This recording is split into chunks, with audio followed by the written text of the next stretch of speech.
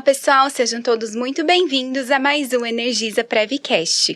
Meu nome é Gabriela e hoje falaremos sobre o cenário econômico e a rentabilidade dos planos administrados pela Energisa Prev. Aqui comigo está o nosso diretor-presidente, Lucas Nóbrega, e o nosso diretor administrativo e financeiro, Wellington Pinto. Sejam muito bem-vindos. Olá, Gabi. Bom, para começar, Wellington, queria que você falasse um pouquinho como que se comportou o cenário internacional neste momento. Tá. Falando de cenário internacional, a gente tem que falar primeiro de Estados Unidos, né? Falando de Estados Unidos, do lado da política, ali tem, depois da vitória do Trump, tá tendo a nomeação, né, da equipe do Trump, e o que está em pauta no mercado é a questão tarifária que os Estados Unidos quer impor nos parceiros comerciais. Ele quer tarifar todos os mercados que ele importa em torno de 10%, e para a China um pouco mais pesado, que é 60% de tarifa, e aí seguindo Canadá e México com tarifas de até 25%. Do lado da política monetária, o que a gente viu aí no mês de dezembro foi a redução da taxa de juros lá nos Estados Unidos em 0,25%. O mercado já esperava essa redução, então veio ali em linha com o mercado. De outros mercados, o mercado europeu teve uma redução também de taxa de juros de 0,25%, e do lado da China, que é os três mercados que a gente acompanha, porque tem impacto nos ativos locais, o estímulo monetário lá do governo chinês para dar uma retomada na economia. Mas, a grosso modo, o cenário internacional pouco impactou no mercado local no mês de dezembro e nas carteiras dos nossos planos. Então, mas foi aqui no Brasil. Aí eu queria que você explicasse um pouquinho como que se comportou o mercado local nesse momento. O mercado local ficou mais tenso, né? Por isso que a gente viu ali uma queda generalizada de praticamente todas as classes de ativos, com exceção do CDI e outras classes ali de multimercado, por exemplo. As demais caíram muito, já adiantando um pouco de resultado. Mas por que caiu muito? Porque do lado da questões fiscais brasileiras, do orçamento, vamos dizer assim, veio ali diferente que o mercado esperava. Isso aconteceu a partir do dia 27 de novembro, quando o ministro da Fazenda anunciou o pacote fiscal. E o mercado não acolheu bem esse pacote fiscal que o governo trouxe, principalmente por conta da isenção ali do IR para quem ganha até R$5.000. Então o mercado veio turbulento todo mês de dezembro, apesar de uma aprovação do pacote fiscal no dia 20 de dezembro, mas isso não acalmou o mercado. E até janeiro ainda continua o estresse. A gente segue acompanhando as notícias até, né? E do lado da política monetária, assim, o Banco Central teve que aumentar juros. O Banco Central anteriormente vinha reduzindo juros e teve que dar um aumento assim, de uma magnitude bem grande, 1% de aumento. E o mercado espera 2 aumentos aí para os próximos meses, né? Para esse mês de janeiro e para o mês de março deve ter mais 2 aumentos de 1% cada aumento, para segurar um pouco a fuga de capital, de dólar, e conter um pouco a inflação que está preocupando o mercado brasileiro. Bom, Wellington, como que ficou então a rentabilidade em 2024 com esse cenário desafiador? Infelizmente as notícias não são tão boas, tá? Em termos de rentabilidade do nosso plano, os planos a maioria tiveram retornos negativos, principalmente em dezembro, por conta desse estresse que eu acabei falando agora do cenário econômico. A curva de juros, ela estressou bastante.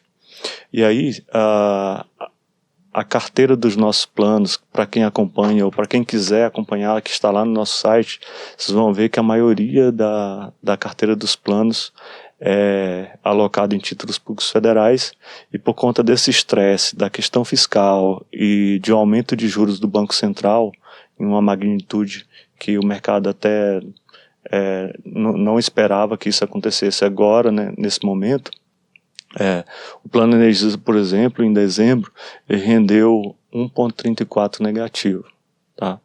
O Sudeste 0,48, e aqueles planos que estão praticamente 100% alocado em títulos públicos, como por exemplo o plano 1 e o plano 2, o plano 1 rendeu menos 3,3 e o plano 2, 3,80 de retorno negativo, por conta dessa curva de juros que abriu muito e acabou machucando a rentabilidade dos planos. E por que isso? Porque esses planos estão com ativos marcados a mercado. Para os planos que estão marcados na curva, o retorno foi diferente. Por exemplo, a gente pega o plano Funasa BD, que rendeu 0,79, com uma carteira muito parecida com os demais planos, mas por conta da marcação a mercado, o plano acabou sofrendo. Tá? Entendi. Lucas, como que é realizada a escolha de ativos para a carteira dos planos? Excelente pergunta, Gabi. Boa tarde a todos. Prazer estar aqui com vocês. A escolha nos planos CDs, né, o Energisa CD, o Funasa CD e o Sergipe CD, ela se dá por uma fronteira eficiente, né? A gente faz um estudo de alocação e busca ali uma fronteira eficiente. Então, a gente até teve uma live recente que a gente fez, né? Divulgou aqui para os nossos participantes, a gente mostrou um pouco como é que dá essa fronteira eficiente, no caso aqui do plano Energisa, que é o nosso maior plano, né? A gente olhou tanto para o perfil conservador quanto para o perfil moderado, né? Os demais planos que a gente administra aqui, eles têm uma natureza de benefício definido, né? Que são os planos BDs. E aí, para esses planos daqui, a gente faz uma LM, que é um casamento de ativo com passivo. Mas é o que o Wellington falou aqui agora, né? Esses ativos, né, vão variar muito se eles estão a mercado ou estão na curva. Né? E aí no ano passado a gente teve alguns planos BDs que mesmo com a carteira muito parecida tiveram rentabilidades bem diferentes, porque uns tinham ativos que estavam marcados na curva e outros a mercado. Tá? Entendi. Lucas, você pode me explicar como o impacto das flutuações inesperadas no mercado e como elas influenciaram o desempenho em relação aos retornos projetados? Excelente. Quando a gente pega exatamente esse ponto que eu trouxe aqui, trazendo um aspecto dos planos BDs, né? Você pega o caso que o Wellington citou, né, do Funasa Saudado vis-à-vis um plano como o plano 1. E eu tô fazendo essa analogia, pessoal, falando de planos BD, você vai falar, Lucas, eu sou do plano CD, isso aqui não tem nada a ver comigo. Tem a ver sim, porque é um plano que está a mercado, como é o plano 1, como é o plano 2, que hoje esses planos estão a mercados. Você for pegar, eles têm títulos públicos federais, que são as NTNBs, são títulos super seguros, né? E esse ano, o que aconteceu? Com essa desconfiança do mercado em relação ao orçamento público, houve um descrédito do Brasil lá fora e aqui internamente. O que fez com que esses títulos tivessem uma marcação a mercado? Abriu a taxa de juros e as pessoas falaram, olha, só compra esse papel se você me pagar um juros maior. E foi essa flutuação que impactou, nesse meu exemplo aqui, o plano 1 em relação ao plano Funasa Saudado. Se a gente for pegar a rentabilidade acumulada desses planos, o Funasa Saudado ficou super positivo, enquanto a rentabilidade acumulada, né, Wellington, do plano 1 ficou negativa, se não me engano, correto? Do plano 1, bem negativo. Assim. Bem negativo. Então, acho que esse é um bom exemplo. São os mesmos títulos, né? São os mesmos papéis, só que o que muda é a marcação. Então, essa variação, essa oscilação de mercado trouxe, né, um impacto maior aí no plano 1, no plano 2 e no plano Energisa CD. Né? Você quer me complementar? Só complementar, Gabi, que essa questão da marcação, no final do ano passado, a legislação mudou. E as fundações podem marcar os ativos financeiros na curva também. Aí eu estou falando de ativos títulos públicos federais. Para ter ideia, hoje a carteira do plano tem mais de 60% alocado em Tesouro IPCA, que são as NTNBs. E essa alocação hoje, vamos falar em termos de taxa, está em torno de 7,5% mais inflação. Então a gente está fazendo estudos para marcar esses ativos, pelo menos parte deles na curva, e diminuir essa volatilidade que aconteceu em 2024. Porque acabou que a gente entregou praticamente todo o retorno em dezembro, que a gente tinha acumulado no ano, que não era um retorno tão bom, e a gente acabou entregando esse retorno. A gente está fazendo esse estudo, e possivelmente ali a partir de fevereiro, o plano começa a andar um reloginho. A gente chama de reloginho, né? Como Funasa, como esses planos que tem ativo marcado na curva. E é um ativo muito bom, né? É um ativo que vai render inflação mais 7 ali, na média vai render inflação mais 7,50 daqui para frente. Tá? Então, as previsões daqui para frente são melhores do que do ano passado, né? Sim. Mesmo com o mercado estando volátil, enfim, com todas as condições aí do mercado que a gente está acompanhando. Sim. Aí o legislador veio e mudou a legislação, que vai ajudar muito as fundações. Uhum. A gente, se pegar aqui no ano, o nosso plano Energisa rendeu 1,5%, que é muito pouco, positivo ainda, mas a gente sabe que no mercado de fundações, teve várias fundações que tiveram retorno negativo esse ano.